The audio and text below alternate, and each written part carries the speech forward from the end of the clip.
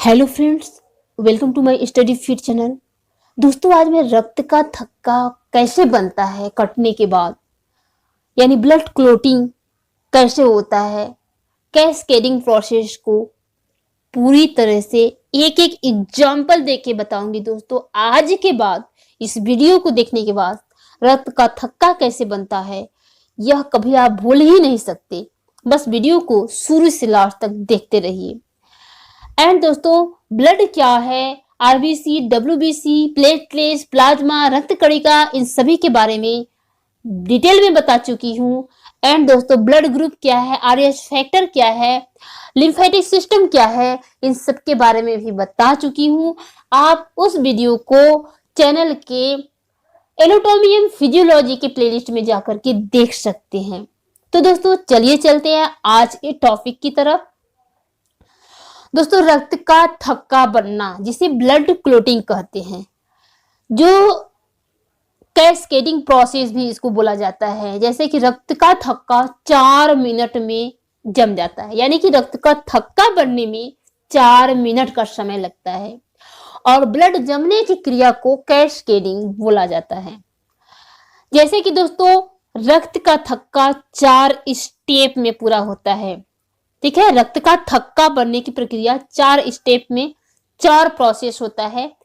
जैसे कि first process ये होता है कि जो थ्रोम्बोसाइट होता है, प्लेटलेट्स होता है, जब तो वो वायु के संपर्क में आ करके थ्रोम्बोप्लास्टिन बना देता है। और दूसरी अवस्था होता है थ्रोम्बोप्लास्टिन कैल्शियम के साथ मिलकर प्रोथ्रोम्बिन को एक्टिव करके थ्रोम्बिन बनाता है। और तीसरी अवस्था होता है थ्रोम्बिन फाइब्रिनोजन को एक्टिव करके फाइब्रिन बनाता है। और चौथी अवस्था होता है फाइब्रिन, जो एक जाली जैसा आकृति होता है, उसी जाल में रुधिराणु, डब्ल्यूबीसी, आरबीसी, प्लेटलेट्स सब फंसते जाते हैं और अंत में थक्का बन जाता है। इन चारों प्रोसेस के बारे में हम डिटेल में जानते हैं। जैसे कि दोस्तों, इन चारों प्रोसेस के बारे में एक एक करके समझते हैं डिटेल में, जैसे आपको समझने में कोई परेशानी ना हो। सबसे पहले बात करते हैं प्रथम अवस्था की। प्रथम अवस्था में क्या है दोस्तों, जैसे ही हमारा शरीर कहीं पे कटता है तो थ्रोम्बोसाइट जो है, यानी थ्रोम्बोसाइट, जिसे प्लेटलेट्स को थ्रोम्बोसाइट वैज्ञानिक भाषा में कहते हैं, तो जैसे ही हमारा शरीर कहीं पे कटता है तो थ्रोम्बोसाइट यानी प्लेटलेट्स वायु के संपर्क में आ जाता है तथा वायु के संपर्क में आते ही वह थ्रोम्बोप्लास्टिन बन जाता है। ठीक है, ये हुआ फर्स्ट प्रोसेस। द्वितीय अवस्था में क्या होता है, जो थ्रोम्बोप्लास्टिन है वह शरीर के अंदर कैल्शियम से मिलकर जो यकृत में बैठा हुआ प्रोथ्रोम्बिन है, तो प्रोथ्रोम्बिन को जगाता है, यानी कि एक्टिव करता है। और जब यही प्रोथ्रोम्बिन जग जाता है यानी एक्टिव हो जाता है तो थ्रोम्बिन कहलाता है। ये हुआ सेकेंड प्रोसेस।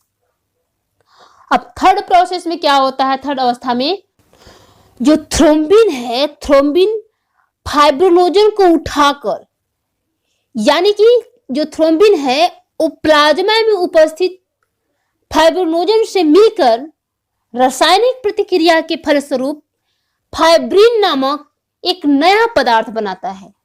और यही फाइब्रिन क्षतिग्रस्त ऊतकों में रक्त को जमने में सहायता करता है। यह हुआ थर्ड प्रोसेस। और चौथी अवस्था में क्या होता है दोस्तों, जैसे कि फाइब्रिन जो होता है, इसकी रचना एक जाल के समान होती है। इसमें फाइब्रिन के सूत्र होते हैं।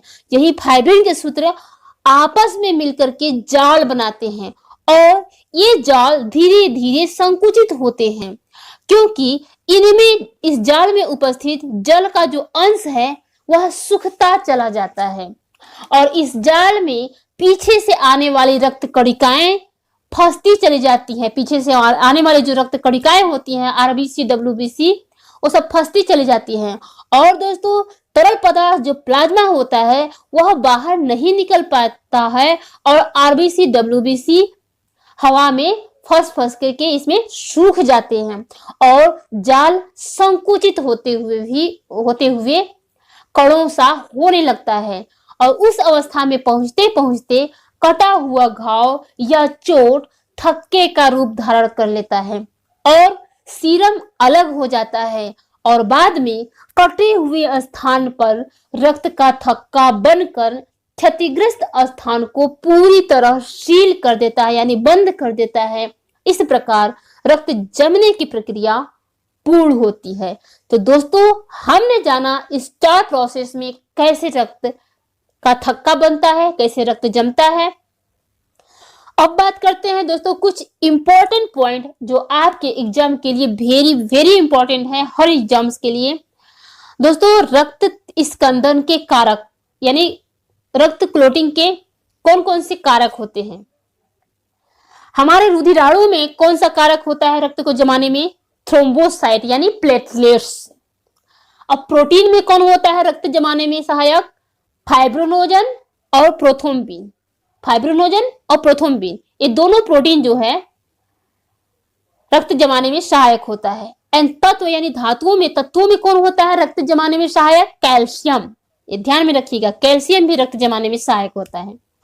एंड विटामिन में कौन होता है रक्त जमाने में सहायक? विटामिन के, जैसा कि आप सबको पता है। एंड दोस्तों, अन्य महत्वपूर्ण हेमरेज जो होता है वो विटामिन के कारण होता है। हेमरेज होता क्या है? यदि रक्त शरीर के अंदर ही जम गया अर्थात शरीर के नस में ही जम गया तो नस फटने लगेगा।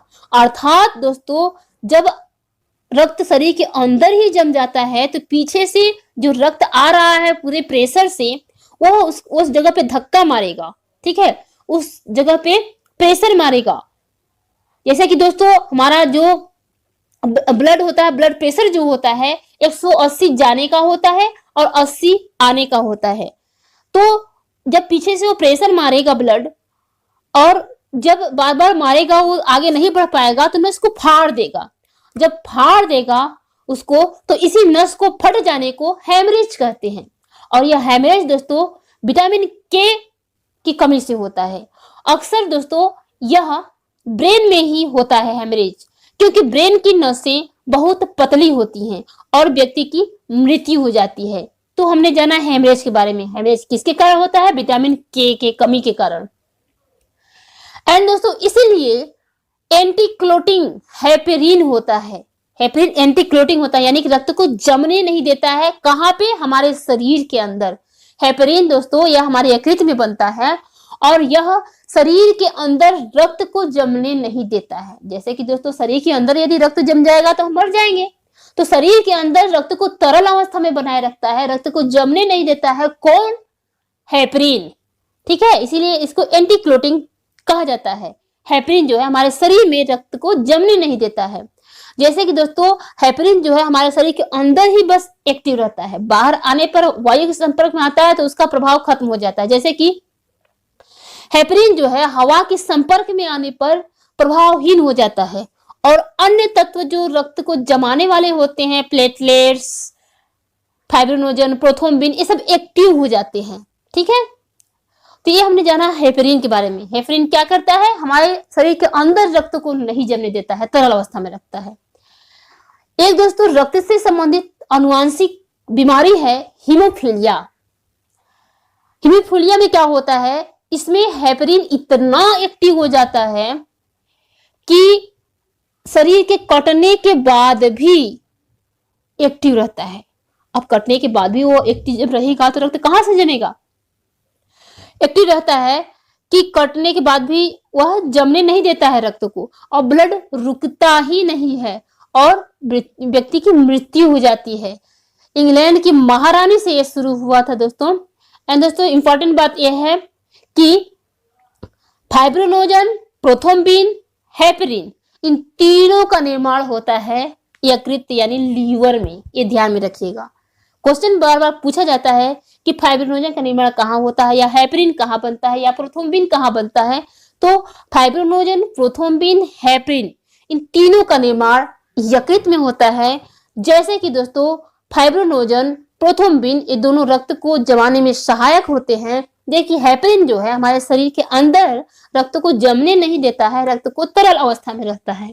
तो दोस्तों आज हमने जाना रक्त कैसे जमता है और विभिन्न इंपॉर्टेंट टॉपिक जो आपके एग्जाम्स में पूछे जाते हैं। तो दोस्तों आई होप कि दोस्तों ये सभी टॉपिक आपको बहुत अच्छे से समझ में आए होंगे। 1 से 2 बार यदि आप वीडियो देख लेंगे तो कभी नहीं भूलेंगे। तो दोस्तों ये वीडियो आपको कैसा लगा मुझे कमेंट में जरूर बताइए और ज्यादा से ज्यादा शेयर किया कीजिए दोस्तों। एंड फर्स्ट बार विजिट कर रहे हैं तो चैनल को सब्सक्राइब कर